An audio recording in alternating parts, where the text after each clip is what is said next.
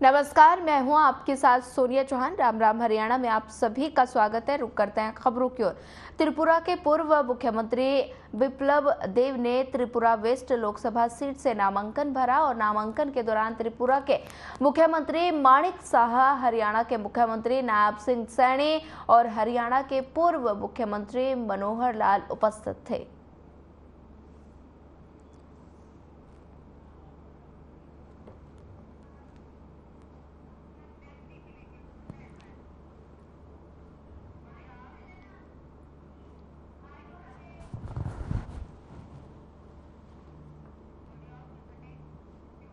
अंबाला शहर में एक निजी हॉस्पिटल पर सीएम फ्लाइंग और स्वास्थ्य विभाग के साथ साथ सीआईए की टीम ने छापेमारी की और बता दें कि छापेमारी करीब 9 घंटे तक चली और इन 9 घंटों के दौरान हॉस्पिटल के बाहर नशे छोड़ने वाले दवाई लेने वालों का तांता लगा रहा। हॉस्पिटल के बाहर आए लोगों ने साफ तौर पर कहा कि हम यहाँ नशा छोड़ने के लिए दवाई लेने आए हैं और वहीं स्वास्थ्य विभाग के डॉक्टर की माने तो सीएम फ्लाइंग ने शिकायत के आधार पर रेड की और पूरा रिकॉर्ड खंगाल कर वहीं दवाइयों के एक कमरे को सील किया गया और सीएम फ्लाइंग के अधिकारी ने मीडिया से दूरी बनाए रखी।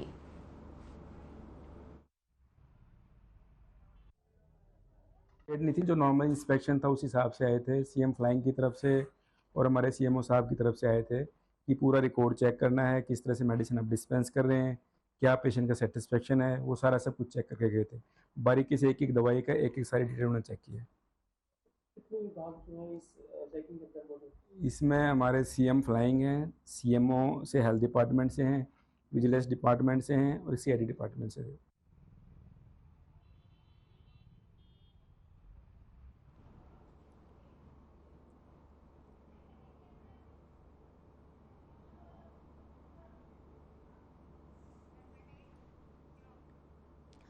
हरियाणा की मंडियों में 26 तारीख से सरसों की खरीद शुरू हो गई है और इस बार अगर सरसों की एमएसपी की बात करें तो सरकार ने सरसों का एमएसपी रेट 5,650 रुपए तय किया है और इससे किसान खुश तो है, लेकिन कुछ किसान इस बात से नाराज जरूर हैं कि सरकार ने सरसों की सरकारी खरीद देरी से शुरू की है और कुछ मंडी की व्यवस्था से खुश नजर आए तो कुछ नाराज भी दिखाई दिए। वहीं मंडी सचिव ने सरसों की खरीद को लेकर पूरे इंतजामों की बात कही। हालांकि एफर्ट की हड़ताल के चलते भी सरसों की खरीद में देरी हो रही है और अंबाला के शहजादपुर मंडी में अभी तक 430 क्विंटल सरसों की आवक हो चुकी है।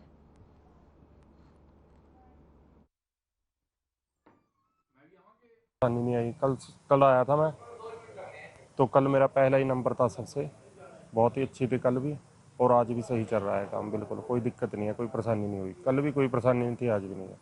गेट पास सही टाइम पे कट रहा है? हाँ जी हाँ, 25 क्विंटल ले रहे हैं एक पर बंदे के हिसाब से। तो जो सरकार द्वारा एमएसपी तय की गई है उससे आप खुश हैं? हाँ जी हाँ, बिल्कुल खुश हैं। मेरा नाम सुरजीत है। हमारा गेट पास जो कटा है मेरे फादर के नाम से है, गुरपाल सिंह के नाम से। कहाँ से है? पंजोखरा साहिब। अंबाला या कैंट में होनी चाहिए जी। हमारे को ना ये दूर पड़ता है काफ़ी, थोड़ी दिक्कत परेशानी रहती है कि अगर अंबाला शहर में हो जाए तो थोड़ा लाभ हो जाएगा इस चीज़ का हमारे को। चलो खरीद तो ठीक है जी, लेकिन इसमें पोर्टल ख़त्म कर दिया जी इनने। मेरे पास 15 किले सरसों के थे, जो 10 किले रह गए तो मैं 5 किले कहाँ बेचूँ जी। एक सवेर 3 बजे के आए हुए जी, ये बिल्कुल कोई सुनाई नहीं हो रही जी।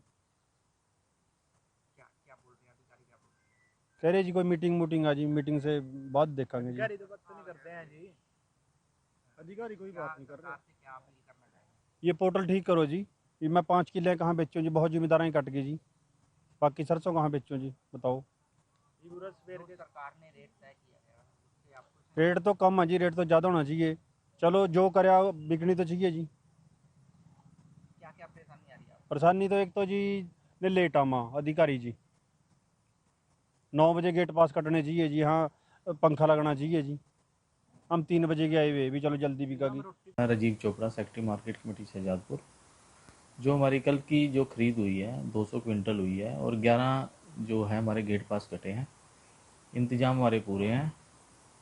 जो भी आएगा उसका ऐप पर जो है परचेज़ कर रही है। इंतज़ाम पूरे हैं, क्रेट वगैरह, तरपाले वगैरह सब कुछ इंतज़ाम पूरे हैं। शेड हमारा बिल्कुल ठीक है, यहीं पे परचेज़ होया करेगी। जो किसान है अपने लेके आ सकते हैं बिना किसी झंझट के, बिना किसी डर के। व्यवस्था हमारी पूरी है। उनके पानी के लिए वाटर कूलर वगैरह सब कुछ तैयार है। ठीक है, आएँ अपनी फसल बेचें, बेच के आराम से अपने घर जा सकते हैं। हरियाणा में सरसों की खरीद शुरू हो चुकी है और कृषि मंत्री कंवरपाल गुर्जर ने कहा कि 1 अप्रैल से गेहूं की खरीद भी शुरू करेंगे और इसी को लेकर अधिकारियों के साथ भी बैठक कर दिशा निर्देश दिए गए हैं। और साथ ही कृषि मंत्री ने कहा कि उनकी कोशिश है कि सरसों की खरीद में कोई कमी न आए। वहीं कंवरपाल गुर्जर ने अभय चौटाला पर निशाना साधते हुए कहा कि अगर कोई पाक साफ निकल आता है तो वो अपराधी नहीं होता। अभय चौटाला की पार्टी का आधार नहीं बचा है, इसलिए ऐसी बातें करते हैं। कि सरसों की खरीद तो मैंने शुरू कर दी और 1 अप्रैल से हम गेहूं की खरीद भी शुरू कर रहे हैं और हमारी तैयारियां पूरी हैं खरीद की। कहीं किसी प्रकार की कोई दिक्कत नहीं आने देंगे। आज ही मैंने अधिकारियों की बैठक भी ली और उन्होंने पूरा विश्वास दिलाया कि कहीं भी कोई समस्या नहीं आएगी। जैसे कई बार बारदाने की कमी होती है और व्यवस्था मंडियों में ठीक नहीं होती है, तो उसको लेकर कुछ बताया था? नहीं, देखिए हमारी कोशिश है कि कहीं भी कोई कमी ना आए, लेकिन फिर भी इतना बड़ा काम है, कई बार कहीं कुछ छोटी मोटी शॉर्टेज वगैरह हो जाती है, लेकिन हमारा प्रयास ये रहेगा कि कहीं भी इस प्रकार की कोई दिक्कत ना आए। पशुपालन विभाग को लेकर आपने अधिकारियों से बातचीत की होगी, क्या कुछ फीडबैक आया है? कितनी ज़रूरतें डॉक्टरों के लिहाज से या जो मोबाइल हॉस्पिटल शुरू करने थे उसको लेकर कैसे? मैंने इसके बारे में बातचीत की है, लेकिन हमारे पास अभी कोई डॉक्टरों की मतलब जो कमी थी वो लगभग कुछ भर्ती भी होगी हमारी, तो आने वाले टाइम में कोई कमी हमारे पास रहेगी डॉक्टरों की, लगभग पूरी रहेगी। लोकसभा चुनाव को लेकर बीजेपी ने कैंडिडेट डिक्लेयर कर दिया है। कांग्रेस की बात करें और दूसरे दल है तो अपने कैंडिडेट भी अब तक डिक्लेयर नहीं कर। जो आपके कैंडिडेट डिक्लेयर हुए इसको लेकर विपक्ष निशाना साधा है, नवीन जिंदल को लेकर और रणजीत चौटाला को लेकर कि अपनी पार्टी के नेताओं को टिकट नहीं दिया। नहीं, ये तो प्रश्न चिन्ह है ना, उनके ऊपर प्रश्न चिन्ह है ना कि उनके अच्छे अच्छे लोग जो थे वो सारे के सारे छोड़ते जा रहे हैं। इसका मतलब ये है कि जो नेतृत्व है उसमें योग्यता नहीं है अपने लोगों को रोक के रखने की, अपने साथ लगाए रखने की, क्योंकि उनके निर्णय इस प्रकार के होते हैं कि जो अच्छे लोग हैं वहाँ वो महसूस करते हैं कि पार्टी सही दिशा में नहीं चल रही। और अगर अच्छे लोग कहीं से भी आते हैं तो उसमें दिक्कत क्या लेने में? चाणक्य ने तो कहा कि हीरा चाहे कहीं भी पड़ा हो तो उसको उठाने में क्या दिक्कत है। तो अगर हमें अच्छे व्यक्ति कहीं से मिलते हैं तो हम स्वीकार करेंगे, उसे क्या दिक्कत है। पार्टी के साथ जो आप बीजेपी के पुराने कार्यकर्ता हैं, क्या उनमें मायूसी नहीं होती इस तरह का जो फैसला लिया जाता है? क्योंकि जो कार्यकर्ता लंबे समय से कहीं ना कहीं उनकी भी एक ये रहता है कि हम भी चुनाव लड़े, नजरअंदाज उनको करना कितना का आप सही मानते हैं? नहीं, देखिए पार्टी एक विजन के लिए काम कर रही है। मेन उद्देश्य उसका एक बड़ा परिवर्तन, भारत को एक शक्तिशाली देश बनाना जो है ना, वो पार्टी का विजन है।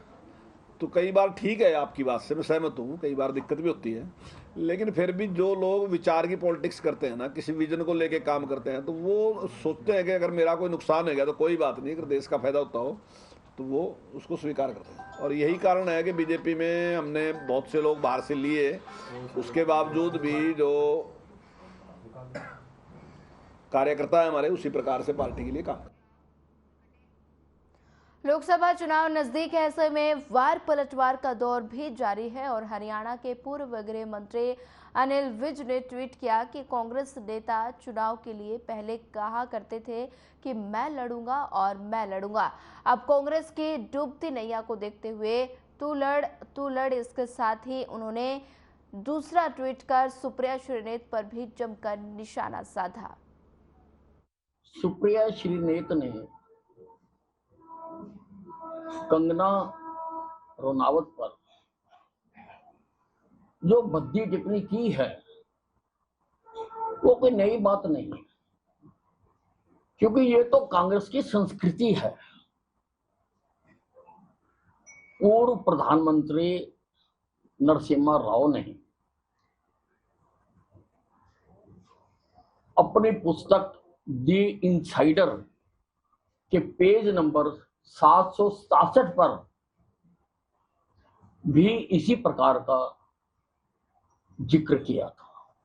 तो ये नई बात नहीं है। कांग्रेस की तो महिलाओं के प्रति सोच ही यही है। और हुड्डा साहब ने जिस पार्टी में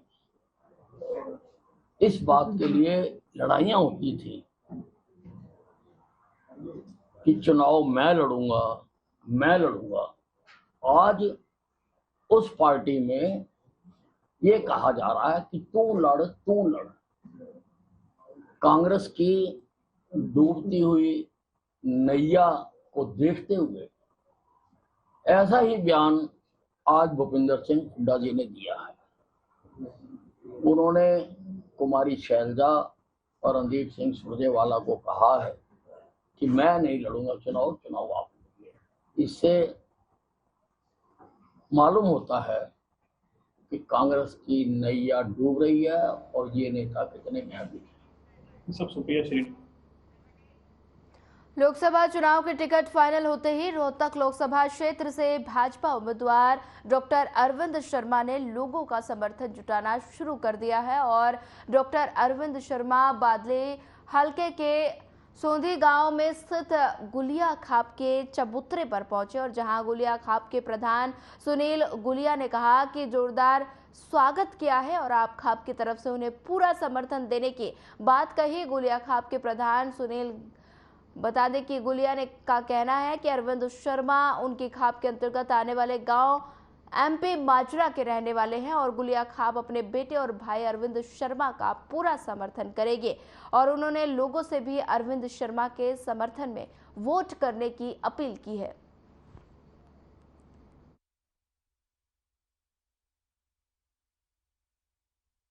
ये जो लोकसभा प्रत्याशी है ये हमारी खाप से ही है। डॉक्टर अरविंद शर्मा जी हमारी जो है खाप से ही है। इनका गांव जो है हमारी खाप के अंदर ही है, गुड़िया खाप के अंदर, और ये हमारे परिवार के सदस्य हैं। इनका स्वागत नहीं, इन्होंने जो है जनता को, सबसे पहली बात तो ये है कि इन्होंने अपना प्रचार ही हमारे चबूतरे से स्टार्ट किया है। यह हमारी खाप का चबूतरा है, गुड़िया खाप का, और इस गुड़िया खाप के चबूतरे से इन्होंने आज जो है इसका अपने जो प्रचार का जो माध्यम बनाया, सबसे पहले चबूतरे पाए हैं। देखिए, ये रोहतक लोकसभा क्षेत्र के 36 बिरादरी और जनता की टिकट है। इनके आशीर्वाद की टिकट है। माननीय प्रधानमंत्री मोदी जी, जेपी नड्डा जी, हमारे अध्यक्ष अमित शाह जी, सब ने मिलकर के हमारे खट्टर साहब, मनोहर लाल खट्टर जी, नायब सैनी जी, मैं सबका तहे दिल से धन्यवाद करता हूं कि आपने एक विश्वास मेरे अंदर जताया और जनता की फिर से सेवा करने के लिए। और मुझे पूरी उम्मीद है कि रोहतक लोकसभा 400 पार का जो टारगेट है उसमें रोहतक लोकसभा भी शामिल होगा। उसका रोहतक का हर एक किसान, मजदूर, गरीब, दलित, बैकवर्ड सब इसमें शामिल होकर के इसको 400 पार के मिशन को।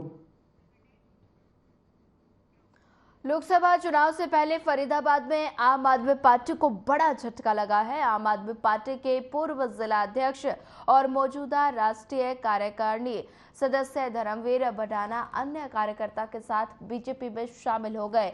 बता दें कि निवर्तमान केंद्रीय मंत्री कृष्णपाल गुर्जर, कैबिनेट मंत्री मूलचंद शर्मा, राज्य मंत्री सीमा तिरखा, जिला अध्यक्ष राजकुमार बोहरा, विधायक नरेंद्र गुप्ता की मौजूदगी में आम आदमी पार्टी के कार्यकर्ताओं को बीजेपी में शामिल किया गया। बता दें कि आपको बड़ा झटका लगा है और बता दें कि आपके पूर्व जिला अध्यक्ष धर्मवीर भडाना बीजेपी में शामिल हुए हैं और साथ ही इस दौरान कई मंत्री मौजूद रहे हैं। आम आदमी पार्टी को बड़ा झटका लगा है। आपके पूर्व जिला अध्यक्ष धर्मवीर भडाना बीजेपी में शामिल हुए और साथ ही कई मंत्री भी साथ में मौजूद रहे।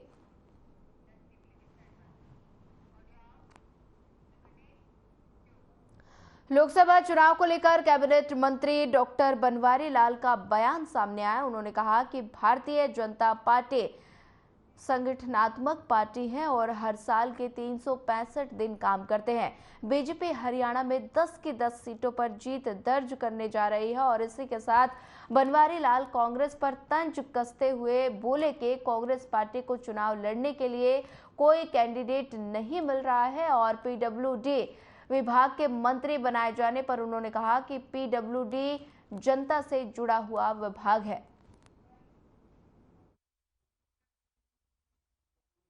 देखो, भारतीय जनता पार्टी एक संगठनात्मक पार्टी है और भारतीय जनता पार्टी हर दिन मतलब साल के 365 दिन फील्ड में रहती है और भारतीय जनता पार्टी का कार्यकर्ता पार्टी के जितने भी हमारे प्रोग्राम्स है वो जनता के बीच में जाकर करता है और पार्टी ने पन्ना प्रमुख तक जाकर के पार्टी का जो माइक्रो मैनेजमेंट है पन्ना प्रमुख तक हमने बनाए हुए हैं। तो मुझे कोई नहीं लगता कि भारतीय जनता पार्टी को चुनाव में कोई दिक्कत आएगी और जो देश के प्रधानमंत्री जी ने 400 पार का नारा दिया है और हमारे हरियाणा के अंदर जो 10 सीट लोकसभा की हैं वो 10 की 10 भारतीय जनता पार्टी जीतेगी, इसमें कोई शक नहीं।